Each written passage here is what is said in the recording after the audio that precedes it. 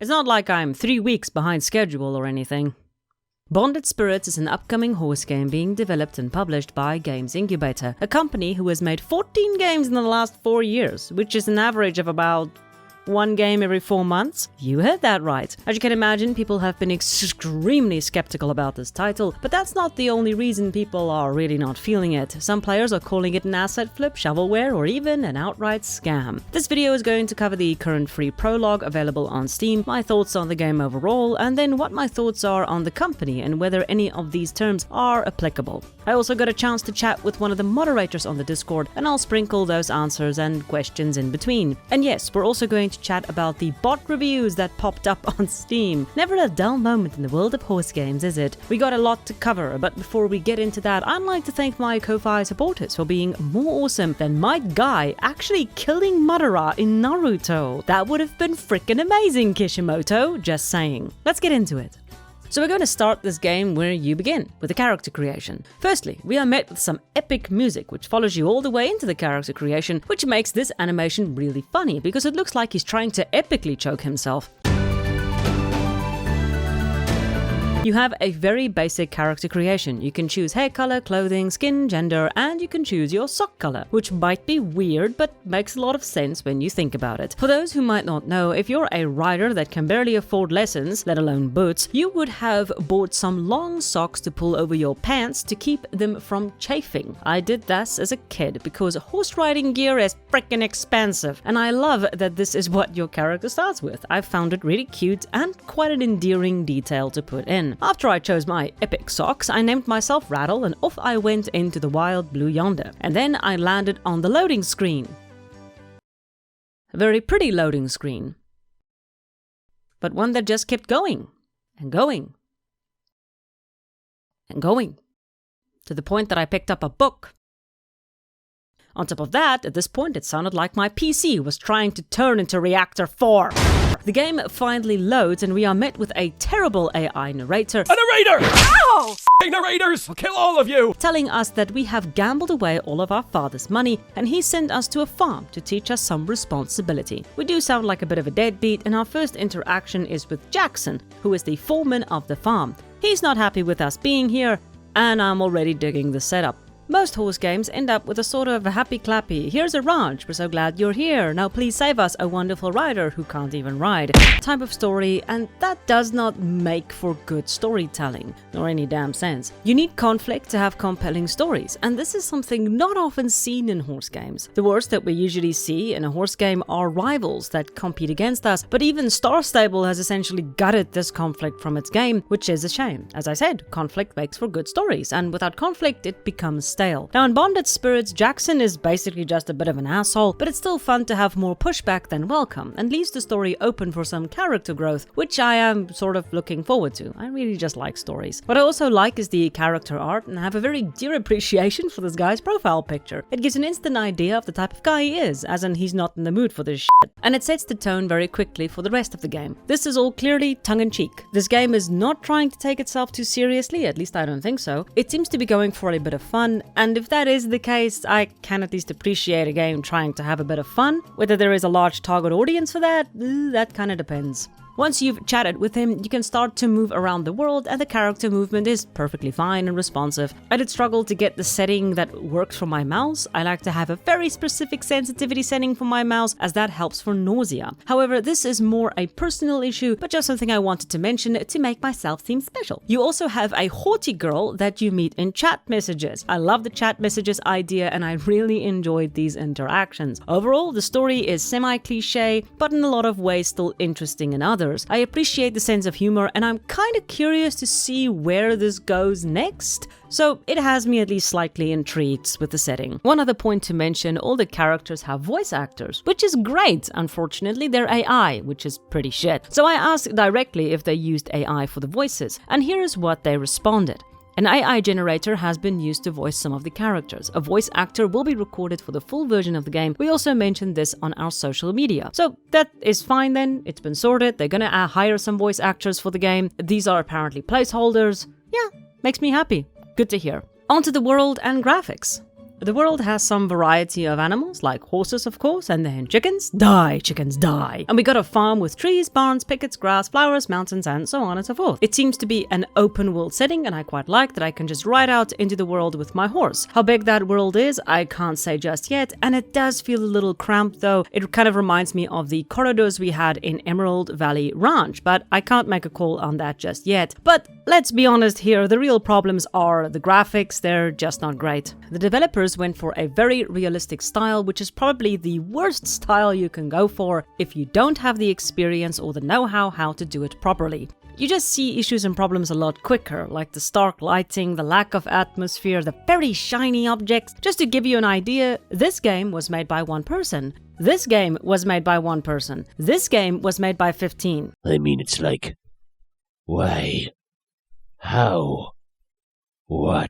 A lot of people believe it's not fair to compare games, but I believe in this case it has to be done in order to showcase the clear difference between realism versus stylistic style and how that kind of impacts your game. And remember, this isn't just one game that this happens with. Many games across many platforms will just look a lot better once stylized, because you can't really compare stylistic graphics with the world outside your window, which is an impossible bar to reach unless you have a team of 800 and a budget of over 100 million. Beyond that, stylistic graphics just don't age as quickly as realistic. It's a lot more forgiving, so even if they manage to get a decent realism, it's going to be outdated pretty quickly. But this is, I believe, the biggest drawback for this game. It just isn't pretty. And as much as I rant against this emphasis on pretty graphics and not good gameplay, I really do understand that games are still a visual medium, and it will determine initial impressions. But let's get the big elephant out of the room. Is this an asset flip? A lot of people seem to believe this, with terms like shovelware also getting shoved into the discussion. Both of these terms are specific things in game development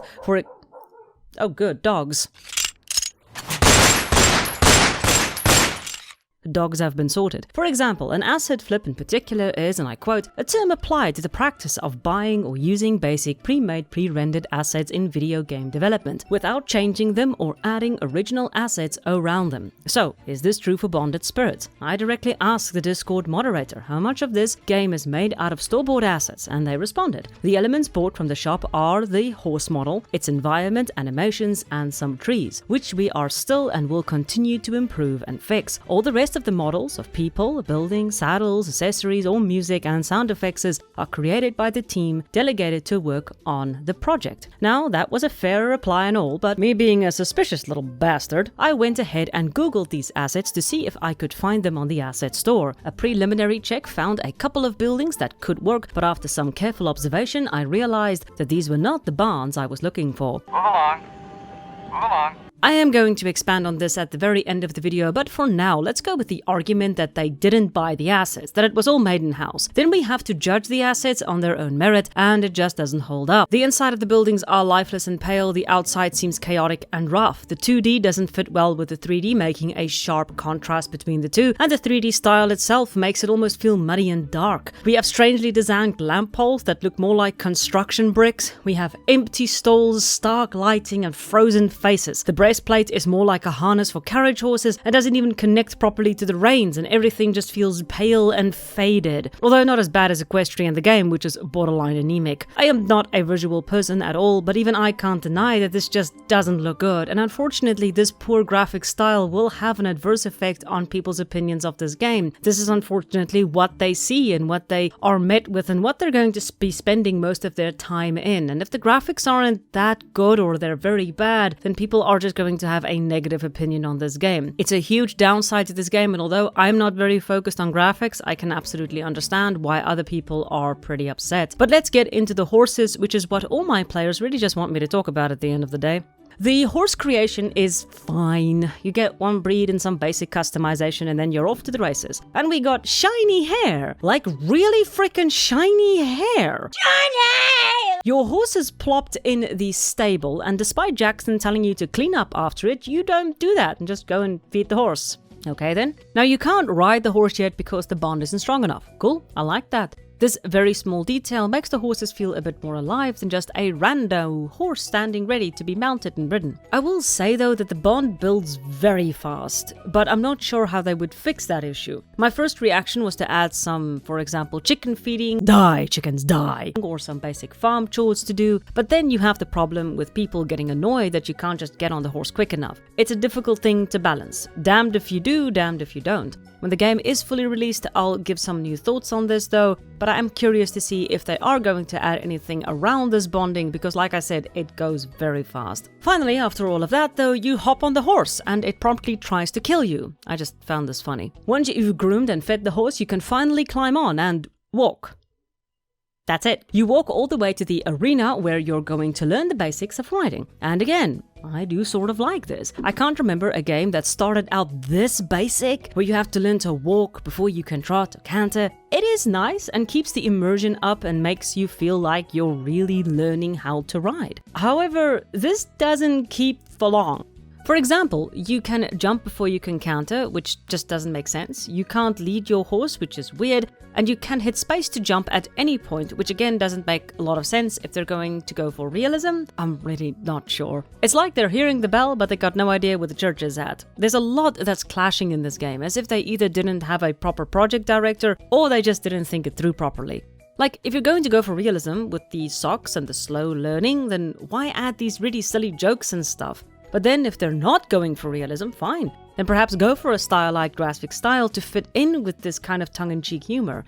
The 2D clearly wants to be a little silly, but the realistic graphics and tiny, good details make me think they wanted to do this properly. Really, this game is very confusing. But moving on, you can now finally learn how to ride. I've seen a lot of people complain that the controls aren't great. I personally had little issue with it, but I will say I played with the controller. I don't mind the riding controls. They're a bit confusing, but more interesting than just go fast. In any gate, if you hold back the horse, you will slow down and keep a slow pace in the gate, and if you push forward, the horse will speed up and hold a fast pace. This goes for all gates, and I like this. It's much the same style of riding like an equestrian in the game, and I really did appreciate that element in the game as well. Yes, I do have nice things to say about you, ETG, when you're not being a F***ing idiot! On top of just being able to ride around the farm, there are some show jumping trials you can also do. I found the show jumping to be overly simplistic in that you can just essentially go in a straight line and then hit space to jump at the right time. It's pretty dull, but at least hitting space is at least a little difficult. It goes pretty quick, so you have to kind of be quite fast on the trigger. What was weird is that you can also do a show jumping course in the dressage arena, which made absolutely no sense. The reason why you probably go in a straight line though is that it's really difficult to turn, as proven by the barrel racing segment. The barrel racing is challenging, but only because the turning mechanic is clunky and slow. It's pretty frustrating, but it could be because our character and horses just aren't experienced enough to take the turns fast. So perhaps with time our character will be able to turn better, but I can really only express any sort of opinion on this once I've played the game a bit more and actually have leveled some of those skills. I will say the animation for the turn is pretty good, and I quite liked it. The trot, canter and walk are fine, but as they said, they did use an asset for this part, so it's understandable that it won't be great. Although the jump animation for the rider is absolutely terrible. Now, the horse has a few statistics that I just like to touch on. For example, the horse has a mood meter, which includes bladder, energy, hunger, joy, weight, calmness, thirst, and social. Now, I love this. I think it's awesome. It makes the horse once again feel a bit more alive, and I'm looking forward to see how this affects the horse in the full game. But the horse also has skills it can level. The horse has skills like stamina, jump height, jump length, speed, water crossing, responsiveness, and agility. And every time you level a skill, you will unlock something on this board. This is, once again, fine. The only thing that kind of worries me a bit is that the rider level, horse level, and the bonding progression kinda looks all the same. It worries me that there seems to be not a lot of thought put in here, but it's difficult to judge something that I can't test for myself yet or even try. So I'll leave this for now and rather chat about it when it is available in the full version. Apparently, bots reviewed this game and gave it a higher rating than it deserves. A few people have pointed out some bizarre reviews for this game, claiming to enjoy features that aren't even in the game. Whether it's bots or paid reviewers doesn't matter, because it just looks awful for the company. This caused a slew of negative reviews for the game, which does not surprise me in the slightest. Players don't like dishonesty from their developers, and if they did buy reviews, it's pretty darn dishonest, and doesn't help the reputation of a game that doesn't have much of a reputation to begin with in this community. I did try and speak with them about it, but no one got back to me as of making this video. Now, everyone is kind of keeping an eye on the reviews right now, which is a shame, as although the game has a lot of issues, I think there is something there to enjoy. Unfortunately, people are pretty mad about this review fiasco, with good reason. But really, the whole issue with this game is that it's not well thought through. A lot of the decisions feel weird and disconnected, and this hurts the experience by default. But are we surprised? The company has pumped out 14 games in the last 14 years. That's a lot of games, and you can't expect quality with such a high and quick production. So the next question will be, is this game shovelware?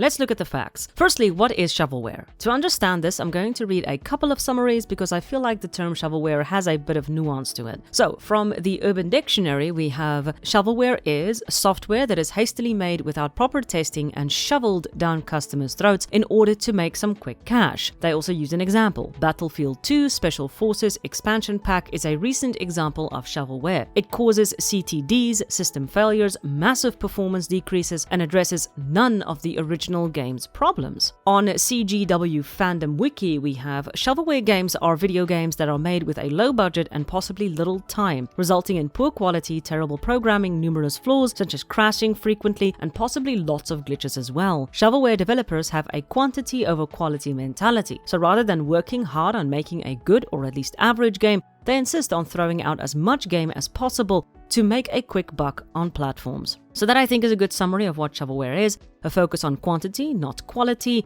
Games that are so poorly made they are filled with glitches and bugs and issues and even causes system crashes. But let's apply all of this to Bonded Spirits. So firstly, yes, they are making a lot of games. 14 games in the last 4 years is kind of insane, and more are coming out soon. They are busy bunnies. So I asked them a couple of questions about the teams and how they work on their game. Better get it straight from the horse's mouth, eh? So, how many devs are working on this game? They replied, about 15 people are working on the game. It is a full cross-section of the development team, from programmers to graphic and designers. Second question, how long have they been developing this game for? The reply, the first posts about the game development appeared in April 2023, but the game has been in development for around 1.5 years.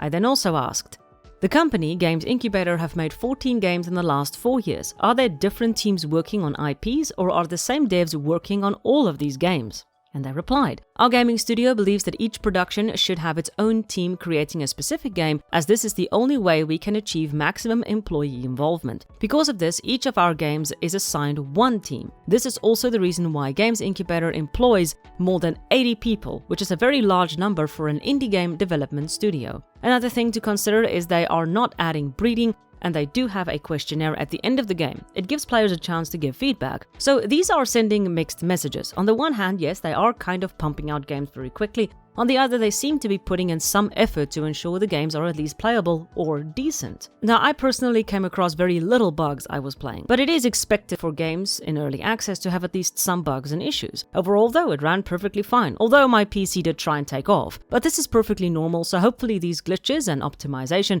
do get ironed out before the product is properly launched. But the problem overall is that we're essentially seeing a company make games for money, not for creativity or passion. It's kind of like fast fashion. They do make clothes that you can wear, but it's not really going to be the best on the market. As a result, they cut corners with fabrics, designs, and production to get at least decent products out to the masses that will still keep the masses happy. That's kind of the impression I'm getting from Games Incubator. They're a business. The sharp contrast issues I mentioned before is probably a result of poorly thought through designs, but they don't really mind. They have a basic game in mind, they're going to make it, drop it, and then move on to the next. I don't think this can be defined as shovelware. I think it's just a mill of a game development company, making halfway decent games at a very quick pace to make their money and then move on to the next project. Now, I briefly want to touch on the visual. The visual feels very disjointed sometimes and not all that great. I believe the reason for this is they grabbed from a pool of assets that the company has made over the years. So every game that is made, those assets are dumped into a joint folder where anyone in the company can grab that stuff they need for their own game they're currently developing. This could be the reason why it all feels so odd. They're still using a bunch of different assets, but it's just not from an asset store specifically. That would also cut the development down by a lot, which would mean that they can make games pretty quickly. But I want to make this clear. These are my thoughts on the matter. I could very well be wrong on all of this, but I'd love to hear your thoughts on if you think this is shovelware, do you think I'm right with how they use the assets, or do you think there's possibly another way? Or did you actually find the assets on the asset store? If you did, please share. I couldn't find them. So in closing, Bonded Spirits is fine. It's not a great game by any stretch of the imagination. There are some good ideas here and there and some terrible ones. But I will give it a proper shake when it comes out because I do think there are parts in this game that are decent and I'm curious to see how it's going to play out. This review wasn't as negative as I thought it was going to be, but hopefully I don't get burned alive at the stake for that.